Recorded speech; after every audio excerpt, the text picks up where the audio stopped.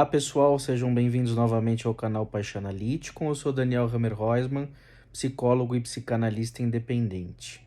O tema do vídeo de hoje é Em Defesa das Crianças, para além da guerra política.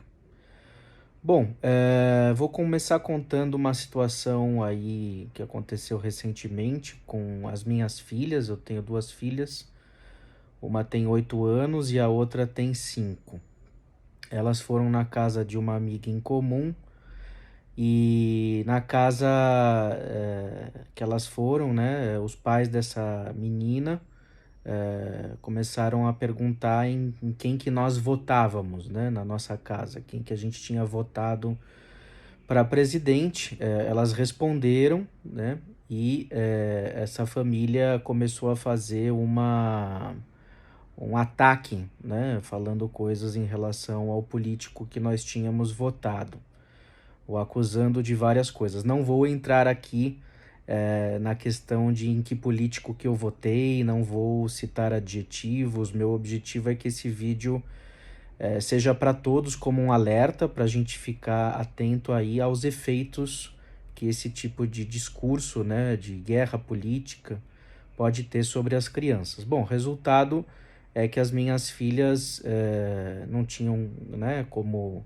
responder aquilo e voltaram para casa repetindo aqueles enunciados como uma verdade pronta, frases de efeito fechadas, né, em que não tem qualquer tipo de argumentação ou de compreensão mais ampla da complexidade dos paradoxos políticos da realidade brasileira, e não teria como ser diferente, tendo em vista que são duas crianças, né?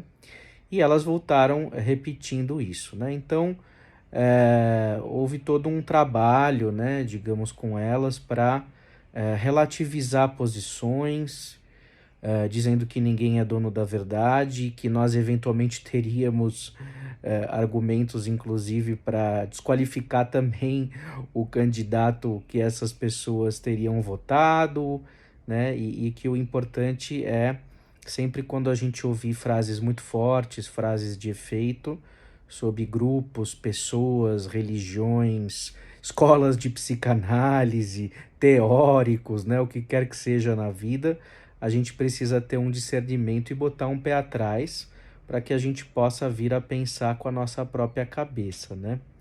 Então, isso me fez pensar o quanto nós acabamos, muitas vezes, sem que a gente se dê conta, criando, né, cisões e verdades nas cabeças das crianças, e isso vai se sedimentando de tal modo que acaba muitas vezes sendo muito difícil, quando essa criança se torna adolescente, adulto, de mudar ou dela relativizar essas posições. Por quê? Porque são verdades ditas por um outro que está numa posição de saber, numa espécie de posição hierárquica, né, por ser um adulto, e que não lhes dá o direito de questionar, né? Então é muito importante a gente criar os filhos para o mundo, não para nós, não para que eles sejam nossa imagem e semelhança.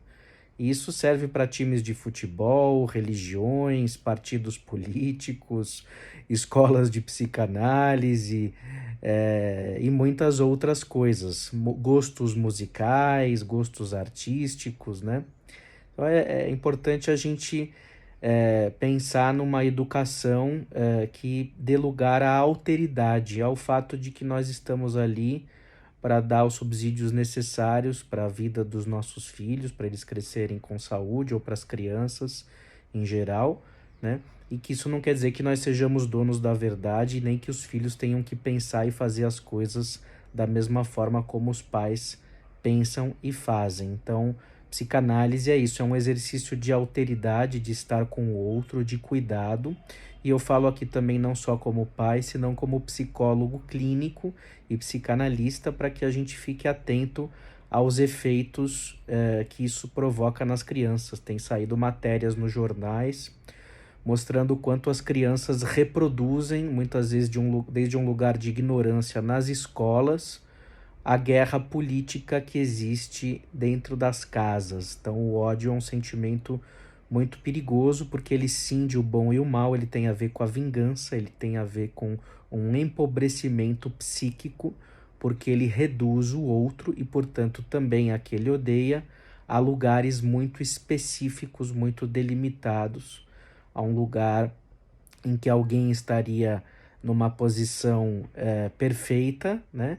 E o outro numa posição imperfeita e hostil, né? E quando alguém divide o mundo entre o bem e o mal, sem perceber o mal que lhe habita, esse alguém está metendo os pés pelas mãos, isso acaba voltando contra a gente, dando uma falsa sensação de força e empobrecendo as relações, empobrecendo a condição psíquica da criança e também do adolescente e do adulto. Então fica meu apelo, meu alerta, para que a gente tome muito cuidado com as palavras, né?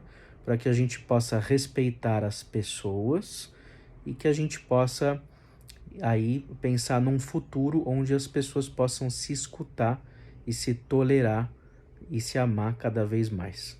Um grande abraço a vocês e até o próximo vídeo.